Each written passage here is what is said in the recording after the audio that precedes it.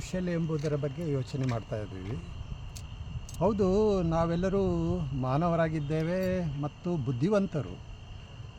ಮಾನವರಾಗಿದ್ದು ಬುದ್ಧಿವಂತರಾದರೂ ಕೆಲವು ಸಂಕಷ್ಟ ಸಮಯಗಳಲ್ಲಿ, ಸಂದಿಗ್ಧ ಸಮಯಗಳಲ್ಲಿ ತೀರ್ಪು ತೆಗೆದುಕೊಳ್ಳಲಿಕ್ಕೆ ಆಗೋದಿಲ್ಲ.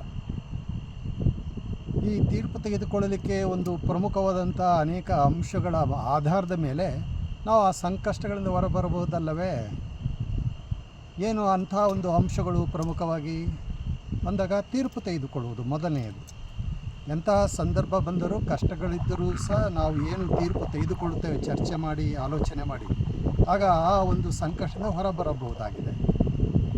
ಹಾಗೆಯೇ ಮುಖ್ಯವಾಗಿ ಸೃಜನಾತ್ಮಕ ಮನೋಭಾವನೆ, ಅಂದರೆ ಒಂದು ರೀತಿ ಬೇಸರಿಕೆ ಮನೋಭಾವನೆ, ಸೋಮಾರಿತನ ಮನೋಭಾವನೆ, ನಿಷ್ಕ್ರಿಯ ಮನೋಭಾವನೆಗಿಂತ ಕ್ರಿಯಾತ್ಮಕ ಮನೋಭಾವನೆ, ಸೃಜನಾತ್ಮಕ. ಏನಾದರೂ ಒಂದು ಕೆಲಸ ಮಾಡ್ತಾ ಇರಬೇಕು, ಏನಾದರೂ ಒಂದು ಕ್ರಿಯೆಯಲ್ಲಿ ತೊಡಗುತ್ತಾ ಇರಬೇಕು, ಯಾರಿಗೂ ತೊಂದರೆ ಆಗದಂತೆ.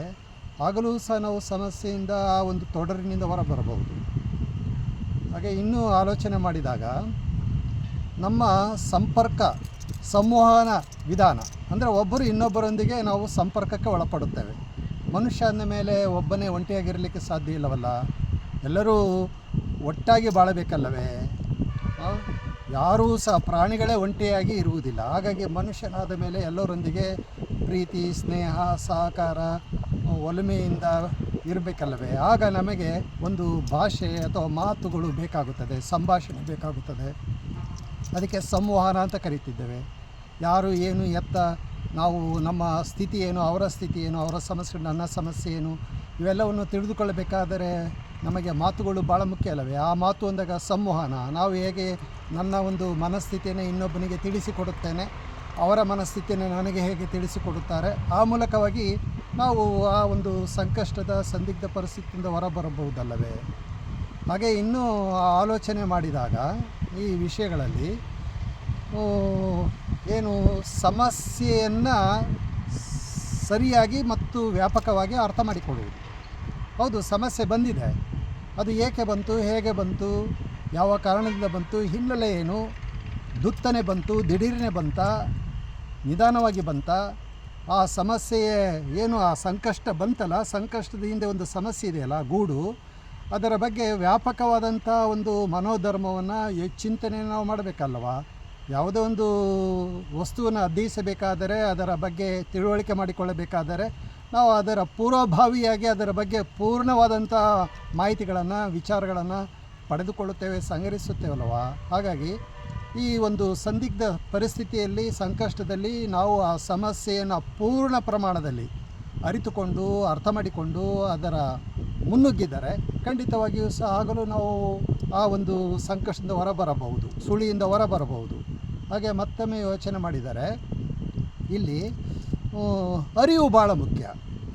ಅಂದರೆ ಸ್ವ ಅರಿವು, ಸ್ವಪ್ರಜ್ಞೆ, ಸ್ವ ಅರಿವು ಅಂದರೆ ನಾನು ಯಾರು, ನಾನು ಏಕೆ ಬಂದಿದ್ದೇನೆ, ನಾನು ಏಕೆ ಇಲ್ಲಿ ನಿಂತಿದ್ದೇನೆ, ಏಕೆ ಇಲ್ಲಿ ಕುಳಿತಿದ್ದೇನೆ, ನಾನು ಯಾವ ಕೆಲಸ ಮಾಡಬೇಕಾಗಿದೆ, ಯಾವ ಕೆಲಸ ಮಾಡಬಾರದು, ನನಗೆ ಯಾವ ಯಾವ ಜವಾಬ್ದಾರಿಗಳನ್ನು ಕೊಟ್ಟಿದ್ದಾರೆ, ಆ ಜವಾಬ್ದಾರಿನ ಹೇಗೆ ನಿರ್ವಹಿಸಬೇಕು, ಈ ಒಂದು ಅರಿವು ಮೊದಲು ನಮಗೆ ಬರಬೇಕು. ಅಂದಾಗ ಮನುಷ್ಯನಾದ ಮೇಲೆ ನಮಗೆ ಅರಿವು ಭಾಳ ಮುಖ್ಯ. ಅರಿವಿಲ್ಲದಿದ್ದರೆ ಪ್ರಾಣಿಗಿಂತ ಕೀಳಲ್ಲವೇ?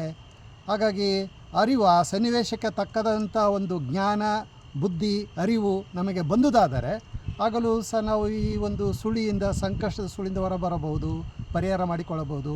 ಹಾಗೆ ಮತ್ತು ಇನ್ನೂ ಆಳವಾಗಿ ನೋಡಿದಾಗ ಅನುಭಾವಿ ಅಂತ ಕರಿತೇವೆ.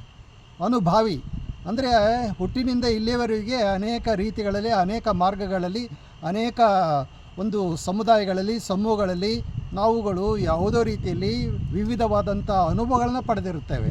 ಅದು ಕಷ್ಟ ಇರಬಹುದು, ಸುಖ ಇರಬಹುದು, ಅಥವಾ ಶೀತ ಇರಬಹುದು, ಉಷ್ಣ ಇರಬಹುದು, ಅಥವಾ ಬಡತನ ಇರಬಹುದು, ಸಿರಿವಂತಿಕೆ ಇರಬಹುದು, ಊಟ ಇರಬಹುದು, ಊಟ ಇಲ್ಲದೇ ಇರಬಹುದು, ಏನೋ ಆಗಿರಬಹುದು.